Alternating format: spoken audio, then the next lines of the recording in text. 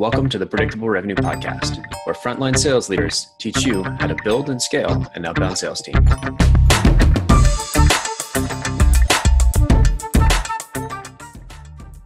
Welcome back to the Predictable Revenue Podcast. I'm your co-host, Collin Stewart, and today I'm joined by my co-host, Cardboard Cutout Aaron, and a couple of monkeys that we had left over from the company Christmas party. Obviously, we're doing a great job of keeping the office clean and tidy. I'm joined by somebody who's going to talk to us about the shift, the mindset shift from a lead-based thinking to account-based thinking. He's got some incredible numbers that his SDRs have been hitting when they've gone from working 500 accounts a month, 500 contacts a month, down to 125. They've seen a massive increase. We're going to talk about some of the war stories. He's going to share some examples. And without further ado, Mike Venable, welcome to the podcast. Thanks for joining us. Yeah, excited to be here. Thanks for having me, Collin. Yeah, thanks. So recently promoted to sales manager at Terminus. Yes. Congrats on that. Thank you. Excited you about got new business cards yet? We're working on it. So I want to jump into the conversation talking about the mindset shift from thinking about a lead-based workflow to an account-based. When you hire somebody new, or when you're encountering somebody that's unfamiliar with account-based thinking, where's the starting point that you have to sort of get to before you can really get into the meaty stuff? Well, I think for most sellers, it's a natural thing, right? I mean, pretty much all account executives or sellers are running an account-based program because they're trying to sell to accounts. Where it kind of the lead-based mindset becomes a disconnect there is that it's a volume-based play, which typically for any sort of complicated sales cycles is not really necessarily how it runs. So for a lot of us, when we're interviewing salespeople, it's just, what if your marketing team could do this to help support you? And usually it kind of clicks into the place for them and usually makes the job pretty appealing to them. Cool. So why, I understand most account execs, if you were like a named account rep, back in the, I don't know, in any period of time, the last couple of years, you probably had your list of accounts. So is this the same thing? Same thing, but different? Yeah. I mean, this is about having a proactive strategy to go after the companies that have the highest likelihood of doing business with you. So on the SDR side, it can be a little of a pinch there just because, they're mostly comped on a volume-based kind of a KPI. And so for them, restricting the number of companies that they're able to call into to do that can be a little bit more of a jump to go over.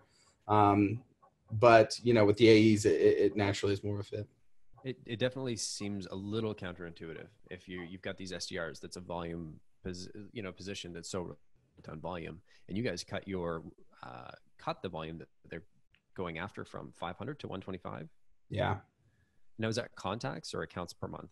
That's accounts. So, everything we do, we try to pursue in an account-based way. We're typically calling on marketers, but we've got a group of marketers and usually an executive or a finance person that we're trying to influence at some point in there as well. So, for them, it's was about going from 500 to 100 was partially included a comp shift as well, where we started comping them on things further down the cycle. So, I mean, it definitely made sense to them when we did that. But without spoiling the results that we're going to get into a little bit later, the results were, fair to say, overwhelmingly positive.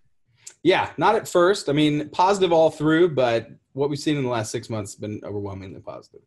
Right on.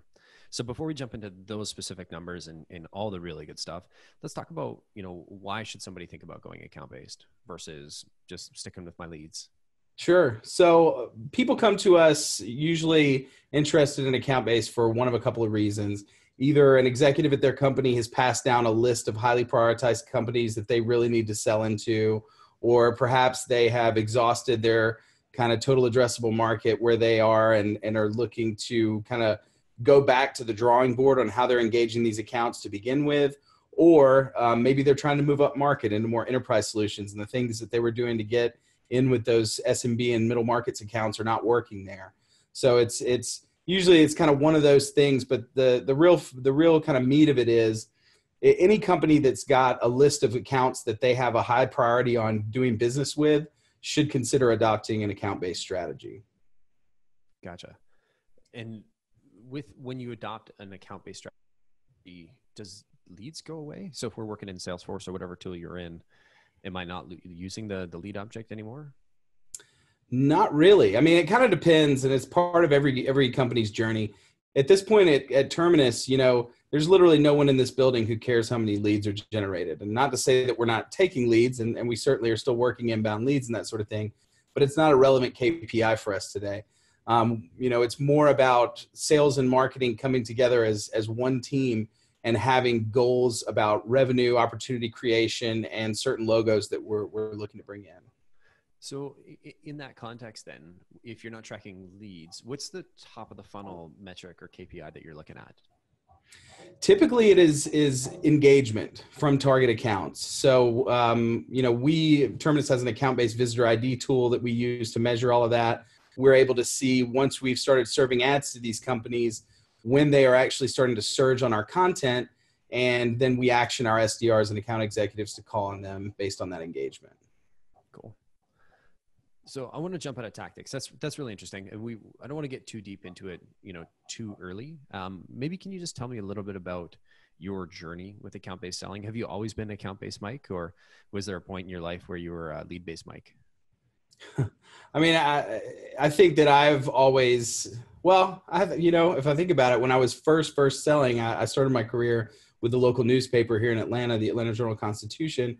And I was out banging the streets, knocking on doors, trying to get in front of as many businesses as I could to see which ones, would be interested in running some ads in the paper. And so that was definitely a volume play. I mean, you kind of either need advertising or you don't. And local businesses, how many of them could I get in front of? Once I shifted over, I was at Career Builder for about 5.5 years prior to this, and was starting to sell more of a full suite solution of software products. And in that case, it was really more about, staking your ground, putting your stake in the ground at a company and expanding on that relationship. And so at that point, I really kind of shifted to account-based. Cool. And that was, okay. So tell me about when you started at Terminus. Were they fully account-based there, or was there a bit of a shift afterwards? So not completely. I think we have done a lot. We've made a lot of strides into drinking our own Kool-Aid better and better as I've been here. And we were kind of on the very front end of that when I first started. So, as a rep, we would get a lot more unqualified demos at that point. We've got a fantastic SDR team and they're out banging the phones all the time, getting after that. But there wasn't a whole lot of guidance as to who to go after. And so we've definitely adopted more and more as we've gone on. So let's talk about that shift at Terminus then. So what's really changed as you've moved from more of a leads based to more account based? Well, first is having that list of target companies that we're planning to go after. So our first iteration of this was literally having each of the SDRs provide their top 25 companies that they thought would be the best fit for Terminus, and prioritizing those into a cadence of sales and marketing touches, including Terminus ads, video, emails, direct mail, phone, social, email touches, kind of all that type of stuff. And that was a good process. We saw some decent results, a 10% conversion to opportunity out of that, what we called the Terminus 500 at that time.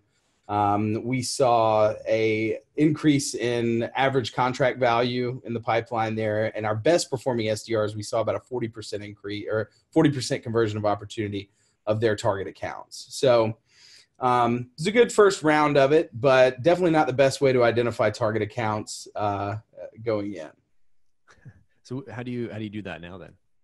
Now we kind of reduced that number. So we had them working on 500 accounts a piece at that point. This was kind of what you were talking about earlier. We reduced that down to 100, 125 a piece.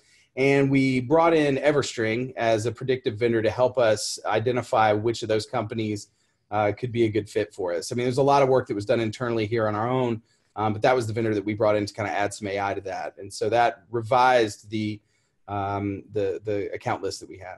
Right on. We actually had Matt Amundsen on the podcast. He's one of their senior sales leaders now. Yeah. I think he was episode number 2. Okay. I don't remember which episode number he is, but I know I think we recorded him, Zach Barney, and Ryan Donahue, all within a couple of days of each other. And the order got flipped when we actually published them. So he was either the first or the second guest we had on the podcast. Nice. But super knowledgeable guy, great team over there. Yeah. So now that you brought in EverString, you engaged more of the senior management in coming up with this account list. What did that look like for the SDRs? They went from 800 accounts to 500 accounts to how many accounts? About 100 each. And so, for all of us, it was, a little bit of an uncomfortable time, frankly. The SDRs had a lot fewer companies to call into. The AEs were getting fewer demos, and, our numbers dipped a little bit on the revenue side, briefly, thankfully. But, there was definitely kind of a panic moment, at least with some people there for a little bit. But, through that second iteration, kind of when we brought them down to 100, 125, what we saw was that even though we were getting fewer demos, the ones that we were getting were progressing faster. We were able to increase our first demo completed to interest stage, which is kind of what we were trying to solve for with all this, 84% with this second round. And then from that point forward to close business by about 65%. We had some meager increases in average contract value and reduction in the sales cycle, but what we were trying to solve for, we definitely realized we were onto something. Wow. It's got to be, that must have been a really tough period of time where, you're the ones that are pushing forward the account-based story, and here you are implementing it and watching your numbers plummet. Maybe not plummet, but certainly not grow. What was that like at Terminus? Terminus has kind of been on a rocket ship since the beginning, and that was really the first and only kind of little stumble that we've had. So it was definitely a little tense and had us kind of look at what our goals were for the year. But we were able to get everything back on track. We were looking at what we were incenting the SDRs on, and so moving from just incenting them on first demo to the interest phase and then close one business. And thankfully, we've got a good team here that trusts the process. Everybody here believes in ABM. And so it wasn't too long of a dip to where people lost too much faith. Cool. And I understand you're on the basically version 3 of your SDR playbook now. Yeah. What we started looking at when we were going through this, was how effective are these ads kind of at scale. And so we saw MetLife as a company that a lot of our companies was our customers are targeting. And we saw when they are in a campaign with 300 companies, they get about a $15, $16 cost per click. When we reduce that to when they're in a campaign with 50 companies, that drops about in half. When we go down to 10 companies, that drops in thirds. And so we were seeing like really obvious results as to where fewer is better as far as the marketing impact that we're able to make. And it drove those decisions. In addition to reducing the number of accounts that we had there, that was about the time that we hired Peter Herbert as our chief marketing officer. And he came in with his fit plus intent plus engagement model, which we put into play at that point. So we kind of already handled the fit part with EverString. The intent portion, we use Bombora for that intent data to know if they're a good fit, and they're also out surging on the topics that are relevant to us in the marketplace. And then we use our Terminus account-based visitor ID to measure whether they're actually engaging with our content once the ads have been served.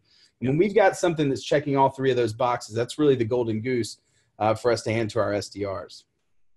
Fantastic. And so after using that model, we've had that in play for about the last 6 months. We've increased our full cycle from first demo to close one business 125% over the last 6 months. Wow. That's a lot to take in. 125%, man. That's fantastic. Yeah. The A's are happy again. Just to provide context, we try and keep this sort of vendor agnostic, but you're mentioning ads, and maybe just can you provide like just a little bit on what Terminus does? Because just to add some kind of context of like, why is this sales guy standing here talking about cost per clicks and ads? Yeah. So we're a B2B platform for marketers to accomplish account-based marketing at scale via digital advertising. And the cost per click stuff I'm talking about just in context of ad performance, we really look more at web engagement from target accounts. So Terminus is a product that companies can use as a sales support tool to put a non-disruptive additional channel in front of really highly targeted buyers to support their sales team. Gotcha. So let's come back to, I think that adds a bit of context, but let's come back to your SDR playbook. You've got a cadence built out and you've got a couple different versions that we've seen. Mm-hmm. Can you walk us through what your current playbook looks like? Yeah, I've got an example here that I can share my screen with. So the original cadence that we had out there was about 20 different steps and included, this is what the current one looks like, which you can see is about 70 different steps. Whoa. So we launched Terminus ads prior to the SDR outreach, and then give it about 2 weeks and then roll into this cadence, which includes personalized video emails, calls, emails. We're now focusing on specific topics for some of these emails. We're the first ABM platform to have a native integration with LinkedIn. So that's a big topic conversation. And we've really kind of realized that we've started to burn through a lot of our total addressable market. And so we're having to extend these cadences out longer and really kind of stick with them a little bit longer. So this is kind of where we've ended up today. Wow. This is a lot to take in. So you said 70 step or 70 day? 70 day. Okay. Yeah. Gotcha. Perfect. Sorry. And obviously you're using like an Excel sheet to manage all this. Hey, makes it nice and easy. No, we're running our cadences through SalesLoft. Gotcha. Yeah. It's one of the first things I do when a guest shares their screen. I'm like, all right, let's see, what tools do you have installed here? I'm like, what new stuff? Yeah. It's like my instant go-to. So you start with a personalized email. Let's talk about that. Sure. What does that look like? How are you guys personalizing it? Who's personalizing it? Yeah, so our SDRs and AEs, I mean, mostly the SDRs, but they are doing personalized video emails as an introduction. A lot of times they'll have like a small dry erase board where they'll write hi and the person's actual name so that they can see that it is an actually personalized video right out of the box. Sometimes they will have like we use Vidyard for that. So there's a way to have their screen shown and then have a little bubble down in the corner with their face. Yeah.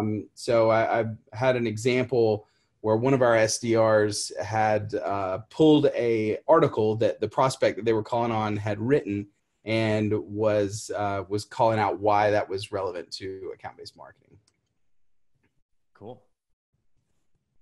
Okay. Do you have an example you could show us or link to us? Yeah. Or there we go. So this is one of our SDRs, Morgan Gillespie, and she was reaching out to Blue Acorn with this message. Hi, Elliot. Morgan Gillespie here at Terminus. Wanted to make this quick video for you because I've been doing some research on Blue Acorn and came across this LinkedIn article that you wrote about how being an entrepreneur is like running a marathon. And as being a runner myself, I really did enjoy this article. Definitely can see, how Sandy had to give up a lot to be a marathon runner and, focus on, that end goal there of being a successful entrepreneur. And when I was reading this article, I kind of thought about how account-based marketing is a lot like running a marathon. Just kind of a little bit of background here. When I was thinking about it, generating a lot of leads is like a sprint. You're spending a lot of money on it. It's effective, but it takes a lot more money to generate the right leads and, ultimately turn them into customers. Whereas, running a marathon and account-based marketing, you would, you have to pace yourself and you're going to be focusing on your best fit target accounts. And, once you bring them on as customers, they're going to be the right customers for you and ultimately be advocates of your brand. So Terminus actually fits into the account-based marketing space through display advertising. We're actually able to put highly targeted display ads only in front of the key decision makers within your target accounts proactively. So we're doing some really cool things here. Since you are the digital marketing manager over at Blue Acorn, I'd love to have a quick 30-minute conversation with you and see where you guys are with account-based marketing and see if Terminus could be a fit for you guys. If not now, maybe down the road. I'd love to hear your thoughts on this. I'm curious if you agree if ABM is kind of like running a marathon as well. So shoot me a quick note back. Love to hear your thoughts and hope you have a great rest of your day. So that's a good example of what one of those looks like. Nice. And did you get the response? Yeah, they're a customer now. Nice. Well done, Morgan. Yeah, exactly. Morgan was a quick adopter of this, and we've literally got every one of the reps running them now. It's amazing. It's not necessarily always going to get us the demo or the meeting, but we frequently have people respond saying now's not the right time, but this outreach was so effective. I'm gonna make sure that I reach out to you when it is. Oh, that's really cool. Yeah. Now I'm realizing we skipped a step and we jumped right into personalized videos. Because I was just looking at the top of your cadence, but what we skipped over was sort of the Terminus ads here.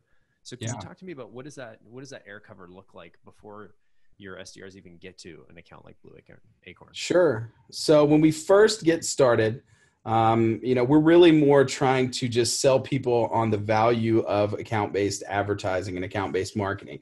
It's still a pretty new concept to a lot of companies. And so we'll have an ad like this that's just, engage more people in your target accounts, a quick hook there, trying to sell people on the value of ABM and really sending them to content that talks about what ABM is and why would a company want to use it. Gotcha. And so where are they going to see these ads?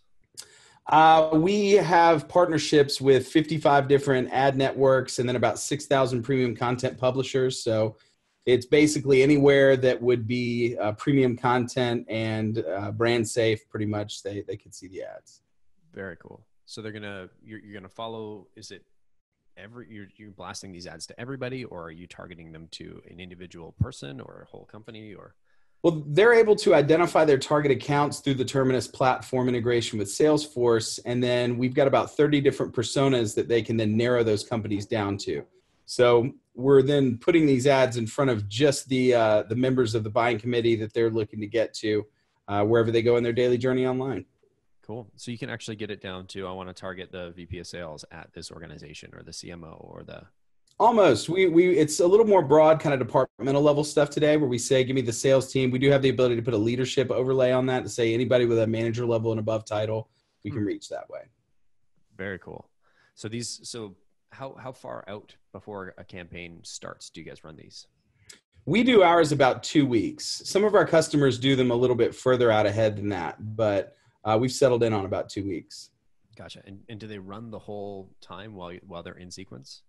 Yeah, so we will have those ads running to begin with, and then once the demo is booked and comes in, then we may serve an ad like this, which is the 7 strategies that every ABM marketer needs to know. So you're sold on ABM, or you're at least educated on it now because you've spoken with one of our reps. Let's start talking about best practices and how these companies are really moving the needle for their organization there. Oh, very cool. And so the content or the ads that you're serving them, the content that you're pushing them towards, basically evolves throughout the life cycle of the deal. Exactly. And then on the expansion side, particularly for some of our enterprise companies, like we are going after PayPal, for example. And so we've got these personalized PayPal plus Terminus ads, where we're already in there and we're trying to expand to other divisions, or it's a big logo that we're going after. So we'll have these one-to-one campaigns running that perform extremely, extremely well based on those numbers that I talked about earlier. Yeah. And then we will send them from those ads over to a content stream, which we run through Uberflip. And that looks like this. So personalized ads lead to a personalized web experience, PayPal plus Terminus, how we're going to help you engage at your target accounts. We've got some links to some case studies here, some pieces of content from our marketing team, a little video about how Terminus can help them. So all just really super specific stuff. Awesome. And you're using Uberflip to add basically you take one landing page and you merge in the logos and the specific content to that customer, right? Yeah, exactly. I mean, this is kind of our answer to web personalization. I know there's differing opinions on web personalization. For us, we like the idea of personalized ads leading to these personalized content streams. Gotcha. Okay, cool.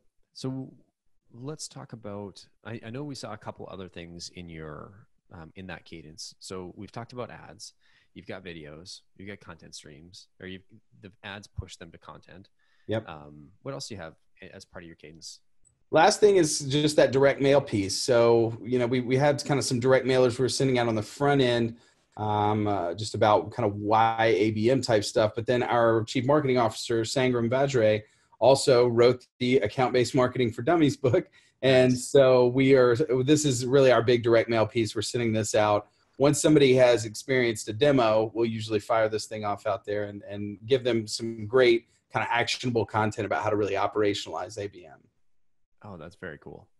Yeah. And so do you fire that out? Is there a trigger for the SDR to follow up, or what happens next? So once the demo has been completed, as long as we have an actual address on file for them, that will automatically get sent out. And then it's in the AE's hands to run their normal sales process. Right, because it wouldn't be the SDR anymore. You've already handed it off. Yeah, we're not sending out books until they're a real opportunity with us. Perfect.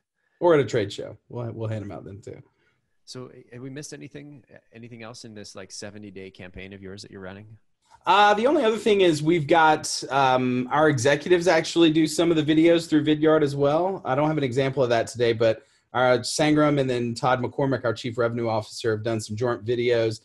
Peter Herbert, our VP of marketing, has done some as well, kind of from the practitioner standpoint. So it's not just the SDRs that are going to be sending out those videos. Gotcha. And so how do your executives' videos get mixed into the playbook? They're about, I think like 10 days in. We've got it back here.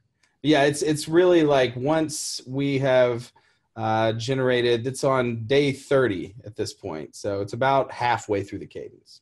Okay. And so it comes from the SDR, just, hey, here, I saw this video, or our CMO, or sorry, our VP sales, VP marketing recorded this video. Thought you'd be interested, kind of thing? Yeah. Beautiful. So let's talk about so this takes about 70 days to get through. Let's talk about some of the hard numbers. Let's talk about some of the results that you guys have seen coming out of these. So when you add, 100 companies to the top of this playbook, what comes out the bottom? Yeah, I mean, it's kind of the when we moved it from 500 to 100, we were able to increase the number of demos going from demo to interest instead of demo to deal dead, 84%. From that interest point on through to closed one went up 62%. We increased our average deal size 20% and dropped that down 23%. And that was strictly just from getting more focused on companies that we have vetted out a process with to make sure that they are actually a part of our ideal customer profile.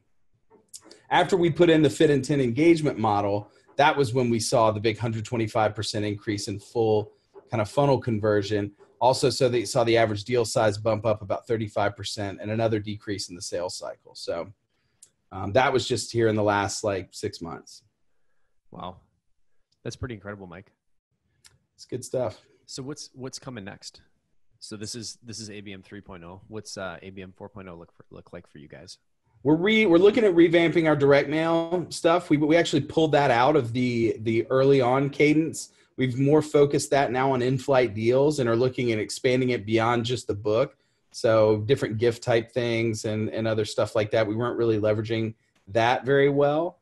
We're also trying to get more creative in how we're doing our video stuff. We've started doing some things where we're whiteboarding out things during the videos and other things like that. So it's not so much about expanding into different things right now. It's really just getting more efficient, more creative about how we're using the things that we're already doing.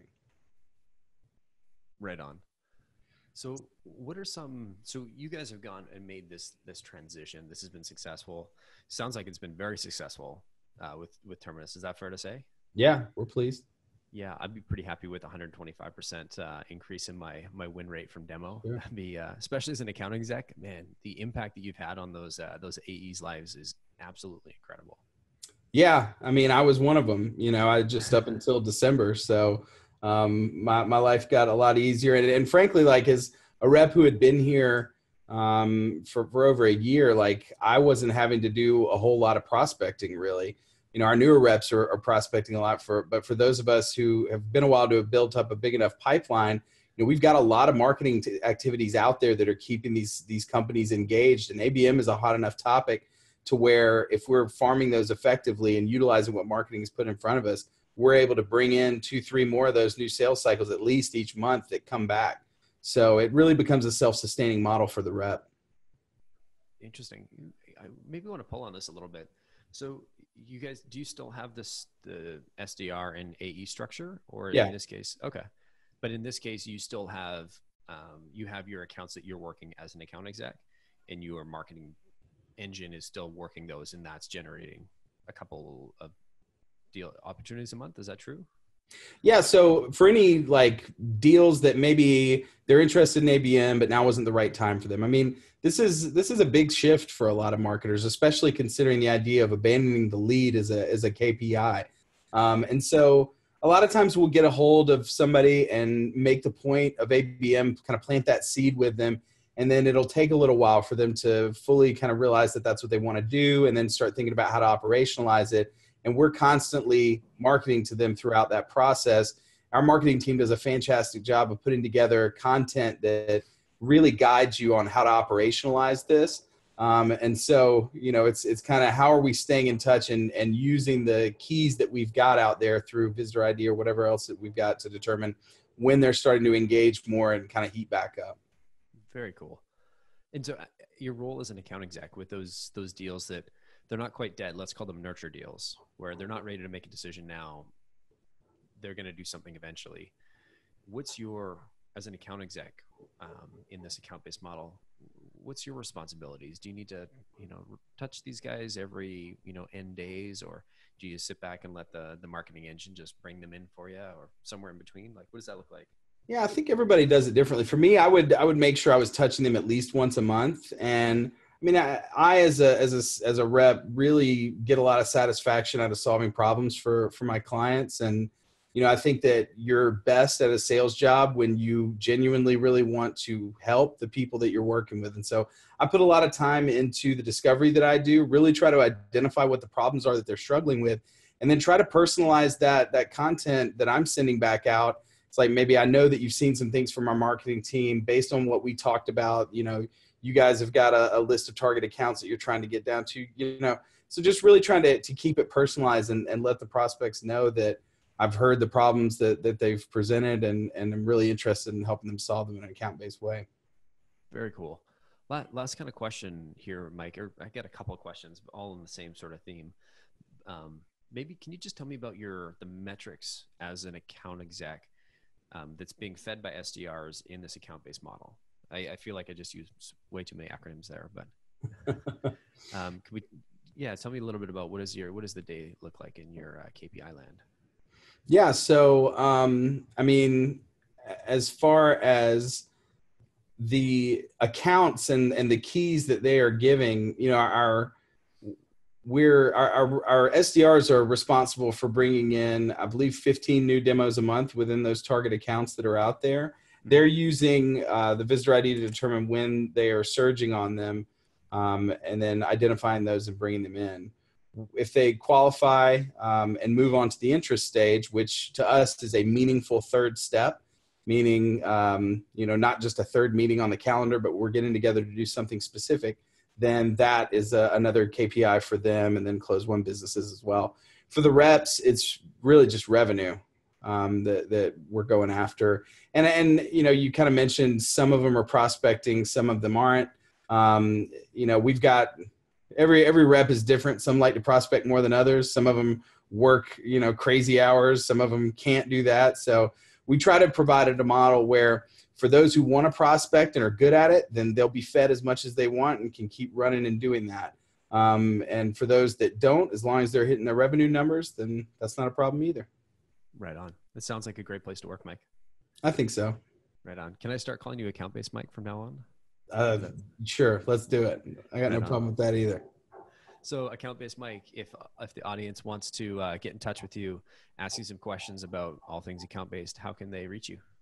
You can email me at mike.venable@terminus.com. That's VENABLE, or at Mike Venable on Twitter. And I'll be sure to respond to you that way as well. Or hit me up on LinkedIn. Right on. Well, Mike, we'll get you to share some of the images that you threw into that you showed on the podcast. We'll link to those in the show notes. So for anybody that was driving, walking, doing the dishes, doing the laundry, couldn't get a chance to see what Mike was showing off, just check the show notes. We'll have a link to an article that's got basically all of his little clips and a little bit of summary, so you can check that out there. But Mike, I want to thank you for coming on the show. This was fantastic.